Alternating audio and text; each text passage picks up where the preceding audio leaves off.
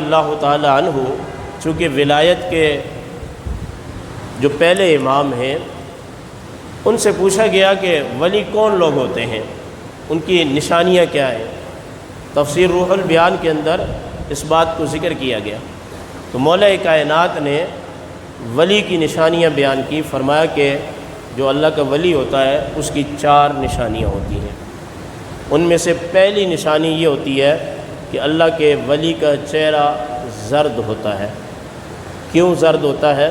فرمایا وہ ساری رات اللہ کی عبادت میں ہوتا ہے۔ اس کے چہرے کی طرف دیکھیں گے تو اس کے چہرے پر تھکاوٹ ہوگی نیند کے نہ پورا ہونے سے۔ تو جو ولایت کے پہلے امام گنے جاتے ہیں وہ فرما رہے ولی وہ ہوتا ہے کہ جس کا چہرہ زرد ہوتا ہے۔ کیوں زرد ہوتا ہے؟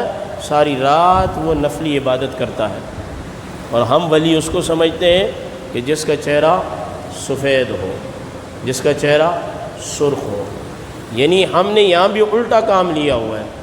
چہرے کا سفید ہونا، سرخ ہونا یہ زیادہ آرام، عیش و عشرت اور کھانے پینے پر دلالت کرتا ہے۔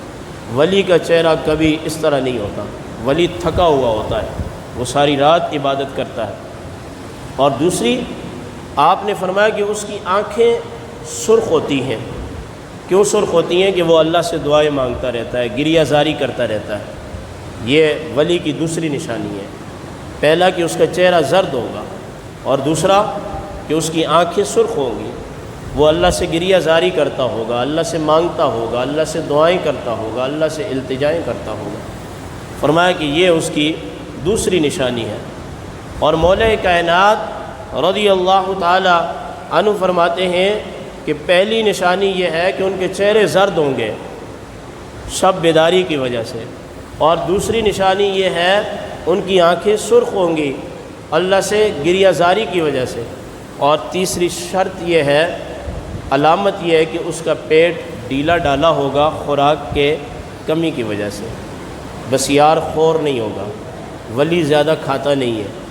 ہمارے ہاں تو الٹ کام ہے، جس کو جتنے تحائف دیے جائیں، جتنا نذرانہ دیا جائے، جتنا پیسہ دیا جائے، کسی کے ہاں اگر پیر صاحب تشریف لاتے ہیں تو اس دن پھر مسجد کے امام کی بھی موجیں ہو جاتی ہیں، پیر صاحب کے وسیلہ سے وہ بھی 2-4 ڈش جو ہے یہ تناول کر لیتا ہے۔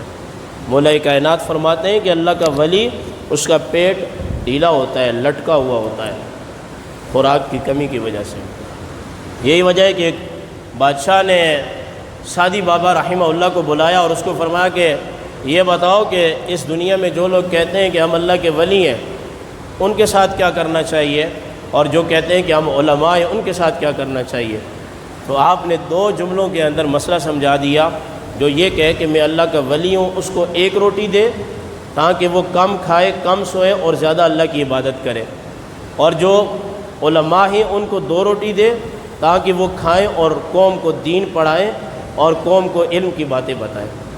یعنی کہ صوفیاء کے ہاں اگر عالم کے لیے 2 روٹیاں ہیں تو ولی کے لیے 1 روٹی ہے۔ عالم کا اگر اعزازیہ جو ہے وہ 20 ہے تو پھر ولی کے لیے نذرانہ بالکل 100 روپیہ ہونا چاہیے۔ تو مولا کائنات فرماتے ہیں کہ اس کا پیٹ جو ہے یہ ڈھیلا ڈالا ہوگا خوراک کی کمی کی وجہ سے۔ اور چوتھی چیز، انسان کے رونگٹے کھڑے ہو جاتے ہیں۔ فرمایا کہ ان کی پیشانیاں سجدوں کی وجہ سے خشک ہوں گی۔ اور پھر آپ نے یہ آیت پڑھی، محمد الرسول اللہ والذین معہ اشداء علی الکفار رحماء بینہم تراہم رکعا سجدا یبتغون فضلا من اللہ ورضوانا سیماہم فی وجوہہم من اثر السجود۔ مولا کائنات فرماتے ہیں کہ ولی کی چوتھی نشانی یہ ہے کہ اس کی پیشانی اللہ کے سامنے سجدوں کی کثرت کی وجہ سے خشک ہوگی۔